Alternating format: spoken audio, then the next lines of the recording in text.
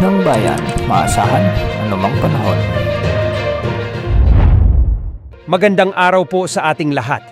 Narito ang update sa lagay ng panahon ngayong Martes, June 18, 2024. Ngayong araw ay kasalukuyan nakakaapekto ang southwest monsoon na magdadala ng maulap na kalangitan na may kalat-kalat na pag-ulan lalo na sa kanlurang bahagi-bahagi ng Southern Luzon at Visayas. Dahil sa epekto ng southwest monsoon, asahan pa rin ang mga pag-ulan sa bahagi Palawan, Western Visayas, Negros Oriental at Zamboanga Peninsula. May mga inaasahan ding pag-ulan sa bahagi ng Metro Manila, Zambales, Bataan, Cavite, Laguna, Batangas, and the rest of Mimaropa. Ngayong araw, asahan naman ang mga pag-ulan dahil sa thunderstorms sa bahagi ng Batanes, Cagayan, Isabela, Quirino, Nueva Vizcaya, Ilocos Norte, Ilocos Sur, La Union, Pangasinan, Abra, Benguet, Mountain Province, Ifugao, Kalinga, Apayao, at Aurora.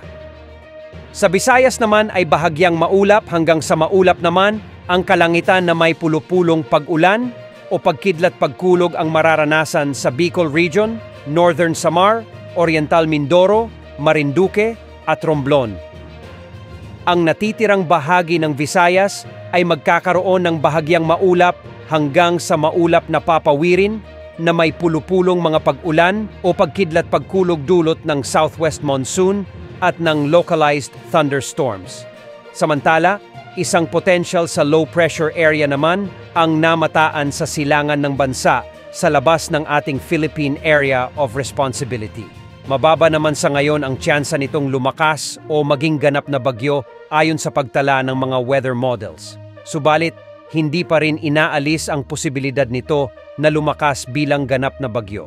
Posibleng tutumbukin nito ang gitnang bahagi ng bansa at magdadala ng malawakang pag-ulan sa malaking bahagi ng Luzon at Visayas ngayong parating na araw Huwebes o Biyernes.